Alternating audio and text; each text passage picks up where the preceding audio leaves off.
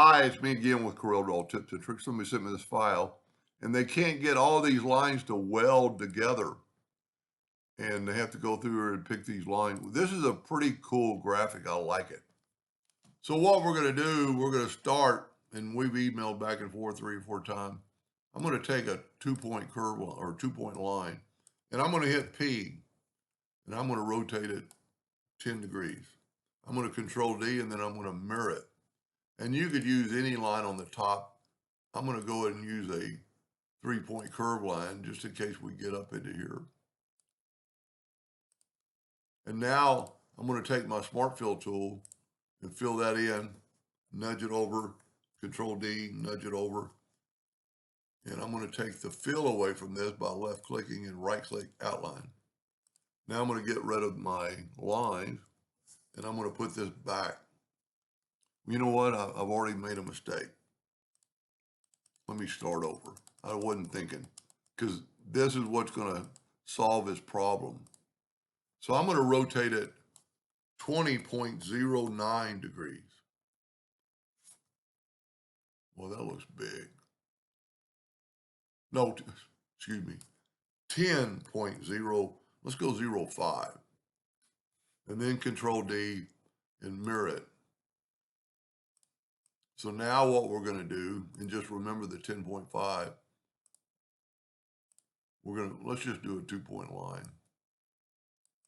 Now let's fill that in with the Smart Fill, Control D, make one of them, take away the fill on one of them,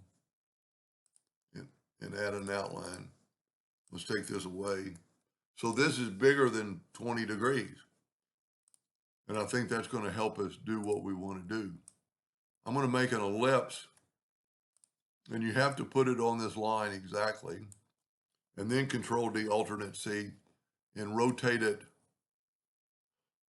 20.1 degrees. And then just kind of look at it to see if your math is right, that it is there. Now I want to make a duplicate of that, maybe make it a little bit smaller, put one here, Control D. See, that's why I don't like Control D, because it does that right there. I mean, I like it when I want it to do that. So sometimes it's better to do the plus key. Control D, Alternate C, 20.1 degree, which is the 10.5 times 2. So then we're going to hit the plus key on there. And then we're going to make one smaller. And I'm just going to hold down the Shift key and then click the Shift key. You just don't want one too close to the edge. We could get that one a little bit closer. Now we need to link all these together, and I'm drawing with hairline for a reason. You could use straight lines, but I'm going to use a 3-point curve line. And we need to link all these together. So I'm going to start up here. Don't get too close to that line. And then you could go down here, up from here. We're just going to link them all together. And maybe try to do what I don't like that. You can always get your shape tool and put that line back to a curve. You know, if you hit your space bar, no, that didn't work in this case. A lot of times if you hit your space bar, it'll go back to the last tool. So you could probably branch off, but I'm going to try to go like this and then go here. And maybe your artistic ability will be better than mine. Got one more. So just bear with me here a second. You know, try to go to the opposite side. Now, nudge this black pie shape out of the way and go and make them like 12 points. Now these two lines are a little bit close together. You could always grab your shape tool and put a little curve to this and make them, they're still going to be connected. So now we're going to take everything and go up to Object, Convert Outline to an Object. I'm going to left click, right click, and I'm going to weld these. He said weld, but when he does the next step, when he's just using 20, so now we're going to control D, alternate C, and just rotate it 20. It's going to be overlapped a little bit right there. That's going to look bad. Well, let's see what it looks like. Yeah, it doesn't look bad.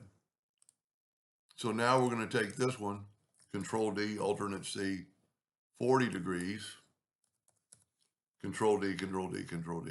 It won't maybe be a perfect circle, but when it welds, you won't be able to tell it. Then select all that and weld it. And now every link is linked together, and you can take your smart fill tool and fill that in, and you've got that design. Now it's kind of all going in one direction, so maybe next time I'd put, you could put another line, and kind of break that up. But this would be this is one of the reasons I like making videos. People come up with some pretty unique ideas, and this is one of them. I'm going to play with this a little bit like I always do. You know what? Let's make it, we can see we got the blue selected. Let's make it red. And let's get the interactive fill tool and swipe across it.